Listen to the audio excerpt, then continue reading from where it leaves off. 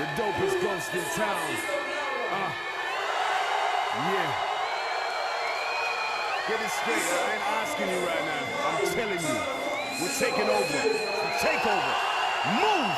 This is not a discussion. See your system will rushing. The best advice that I can give is don't say nothing. You should breeze, move, trigger, squeeze. Boom.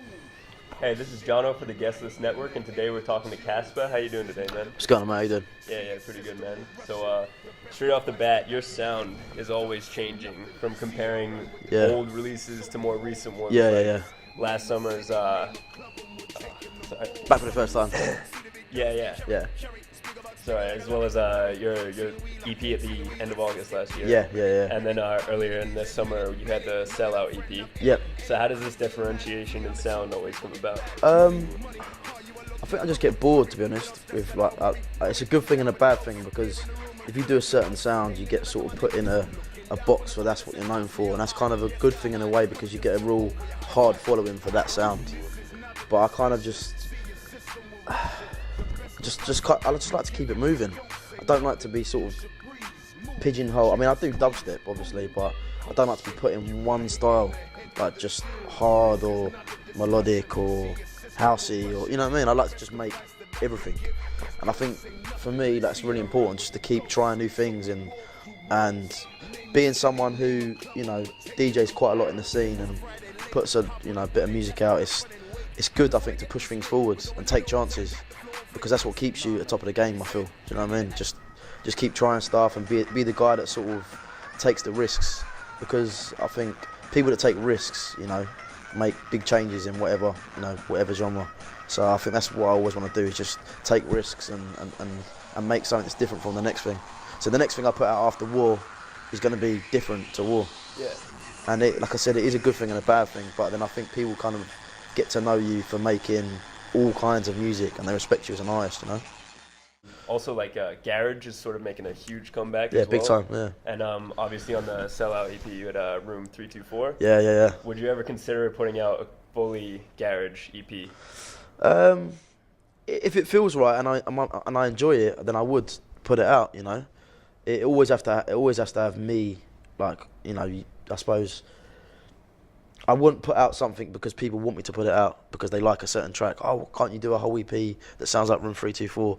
I would never do that. I would always do what I feel needs to go out and what's best for me or what I'm into. I just want to put out stuff that I like and I vibe to, and it's just simple as that. I don't want to be a person that puts out music because it's what people want to hear, or it's because what's going to make me more money or what's going to get me more bookings. I just think it's about putting out music you believe in and you enjoy, and that's what I always do with music. Yeah. August 12th, you have the single War coming out, as you mentioned. That's featuring the frontman from Prodigy. Yeah. Keith Flint. Yeah. What was it like working with this legend? It was really interesting. He's a really nice guy. He's very chilled. When he's on stage, he's a whole other person. But off stage, he's a great guy, and he's been very supportive and just been up for I'm up for being a part of it and doing press, and he's fully backed the project, and I really respect that, because someone of his caliber, he's done a lot of music over the years. But yeah, it's been really good to work with him, and growing up I was listening to them guys on tapes when I was like 9 and 10. Yeah. So to be able to work with those guys now is just, or one of the guys from Prodigy, Keith, who's like one of the main frontmen, it's just been amazing. And the video is out for that right now. Yeah. And it works perfectly as the visual to that song. So yeah, what was definitely. the filming process like, seeing such an intense video? Yeah, it was kind of had a few scripts through for the video, and that one just, the guy that sent it through was just like, I was like, he'd done some short films which are quite eerie and really sort of quite dark, and I liked the colouring and the style, and I just felt like he could bring something to the track that would fit it so well, and he did. He smashed it, absolutely smashed it. So the video, I'm really pleased with the video, and everyone that sort of sees it and they said, it's different and it's very powerful, and I think that's what it's about, powerful music and powerful visuals.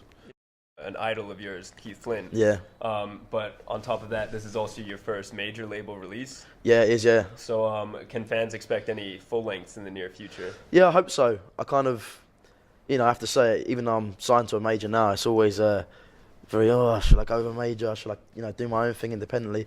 I've done my own thing independently for years and years, and that's, I still do that. I run Dumb Police and Sub Soldiers, and we still do that. They're my babies and labels, and we put out a lot of music. But I think to take it to the next level, it was only right to work with someone like Positive or Virgin, to put out. They understand the music, they understand underground music, and that's what really got me with those guys. Apart from all the other labels that were kind of sticking around, they got it, they understand it. Also, what's going on with your labels at the moment? Any upcoming releases? Yeah, Subscape, who've done a remix for my track War. He's absolutely smashing it at the moment. So he's got a 4-track thing that's coming out called Elements. Can put a tune out every month, like Earth, Wind, Fire. Trolley Snatcher, he's ready to release his new EP. Who else we got? The Others, their first single off their album's getting ready to come out. There's a lot going on. There's so much good music around at the moment. It helps me in my DJ sets when I'm slowing on writing, So there's loads of stuff coming out on Dub Police. So just before we go, as we've mentioned many times, the past 3 years has seen dubstep grow at a rate that's almost unheard of in any other genre before.